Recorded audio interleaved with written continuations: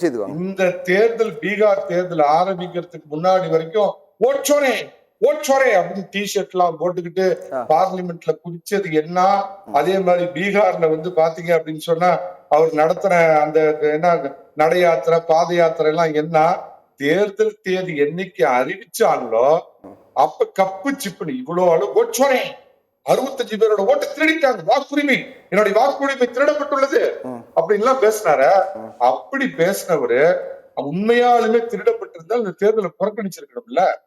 ஒரு தேர்தலை புறக்கணிக்கிறது ஜனநாயக நடைமுறையா? ஜனநாயக ஆரோக்கியமா? அது ஜனநாயக விரோதமானது இல்லையா? தேர்தலை புறக்கணிக்கிறது 65 லட்சம் பேரோட ஓட்டை திருடிட்டேன்னு குற்றச்சாட்டு சொன்னதுக்கு அப்புறம் ஓட்டை திருடிட்டாங்க அப்படின்னு குற்றச்சாட்டு சொல்றாங்க, அதுக்கான தரவுகள் அடுக்குறாங்க அப்படின்னா அதுக்காக அவங்க தேர்தலை புறக்கணிக்கணும் அப்படிங்கிறது சரியான வாதமா? அது நான் கேக்குறது 65 லட்சம் ஓட்டை திருடிட்டாங்கிறப்ப ஜனநாயகத்துல உள்ள நியாயமான நெறிமுறை வேற என்ன?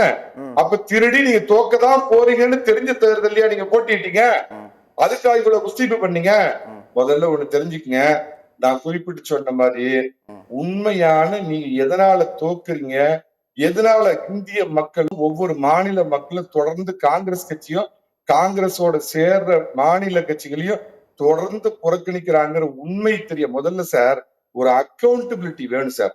யாரையோ ஒரு டம்மியா ஒரு பட்டியலின தலைவரை முன்னாடி நிறுத்தி அவர் தலைவர்னு காமிச்சு, ஆனா காங்கிரஸ் கட்சியுடைய முழு அதிகாரம் என்கிட்ட தான் இருக்குன்னு பின்னாடி சீட்ல உட்காந்துட்டு ஆளு அன்னைக்கு இதே மாதிரிதான் சீதாராம் கேசரின்னு ஒருத்தரை உட்கார வச்சு கடைசியில அவர் பதவியை கொடுக்கறதுக்கு பாத்ரூம்ல விட்டு தாப்பால போட்டு அவர்கிட்ட இந்த ராஜினாமா லெட்டர் வாங்கி இவங்க வந்த குடும்பம் சார் இது.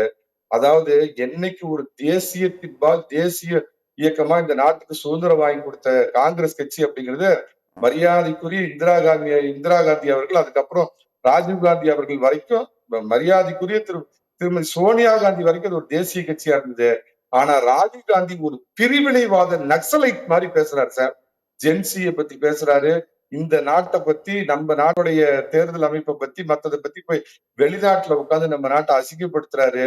ஒரு தேசிய கட்சி உங்களுடைய பாரம்பரிய குடும்பம் என்ன, ஆனா அதெல்லாம் தாண்டி நீங்க வெளிநாட்டுல போய் இந்த நாட்டை கேவலப்படுத்துறதும் இந்த நாட்டை தொடர்ந்து நீங்க அசிங்கப்படுத்துறதும் இளைஞர்கள் போராட்ட தூண்டி விடுற மாதிரி பேசுறதும் இவ்வளவும் பேசுறத மக்கள் பார்த்து உங்களை புறக்கணிக்கிறாங்க. ஒரு சுதந்திரம் வாங்கி கொடுத்த கட்சி இன்னைக்கு 95 முறை தொடர்ந்து நீங்க தோத்துக்கிட்டு இருக்கிறீங்க அப்படின்னா மக்களுடைய மனநிலையில இருந்து நீங்க மாறி போயிட்டீங்க, உங்களுடைய பாதை மாறிவிட்டது.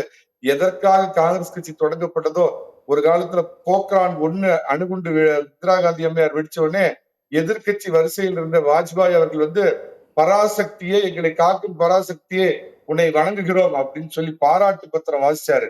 அந்த தேசிய நீரோட்டத்துல இருந்து விலகி மோடியை வீழ்த்த முடியாத பிரக்தியில வந்து பாத்தீங்கன்னா ஒரு நக்சலைட் மாதிரி மாறி போன ராகுல் காந்தினாலதான் இந்த படுதோல்வி. ஒண்ணு நல்லா புரிஞ்சுக்கங்க.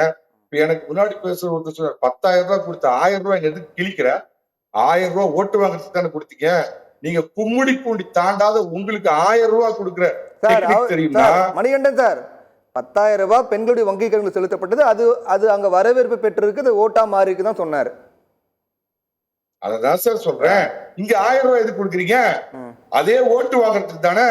ஆட்சியில வந்து 1.25 வருஷம் கொடுக்காம ஈரோடு இடைத்தேர்தலுக்கு முன்னாடி மட்டும் 1000 ரூபாய் கொடுக்கணும்னு அறிவிச்சு கொடுக்குறீங்களா?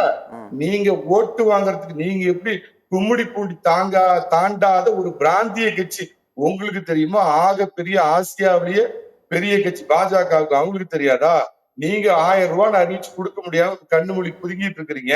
அவங்க அடிச்சாங்க 10,000 ரூபாய் கொடுக்குறோம் அப்படின்னு அடிச்சாங்க. இது உடனே இதுல கண்டுபிடிக்கிறார் 10,000 ரூபாய் கொடுத்து ஜெயிச்சாங்க. நீங்க 1000 ரூபாய் எதுக்கு சாமி கொடுத்தீங்க?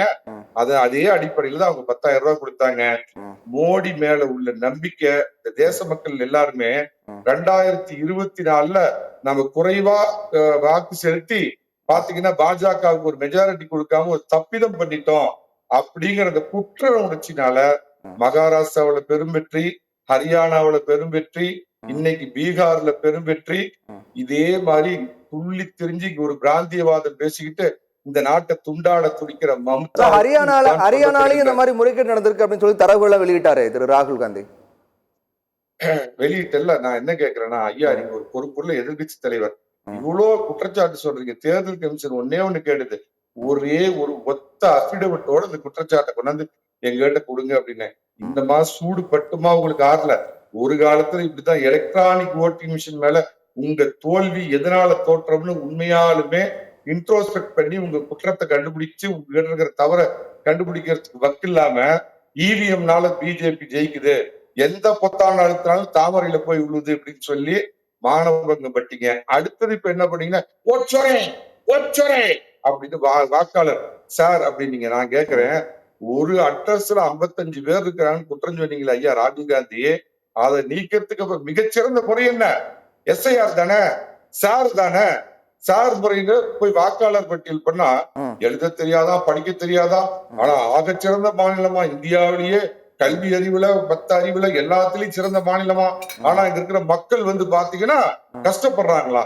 ஏன் இது இப்பதான் முதல் தடவை இப்பதான் மோடி கொண்டு வந்தாரா? ஜவஹர்லால் நேரு காலம் தொட்டு இதை 10-13 முறை இதே மாதிரி எஸ்ஐஆர்னு சொல்ற இந்த தீவிர திருத்தத்தை கொண்டு வருது.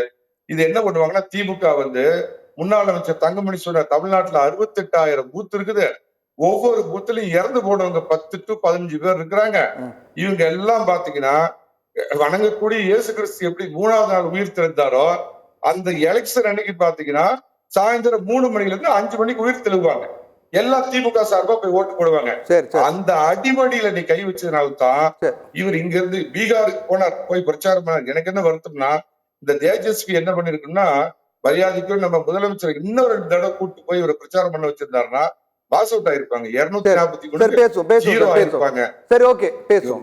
முழுக்க முழுக்க தவறான ஸ்ட்ராட்டஜி, தீவிரவாதம், பிரிவினைவாதத்துக்கு சப்போர்ட் போறதுக்கு உங்களுக்கு கொடுத்த மரண அடி. இன்னொன்னு சொல்லுவாங்க, வேங்கை வேலோட கலந்தாங்க பாத்தீங்களா, அத கலந்து உங்க மூஞ்சி பேசுவோம். என்றால்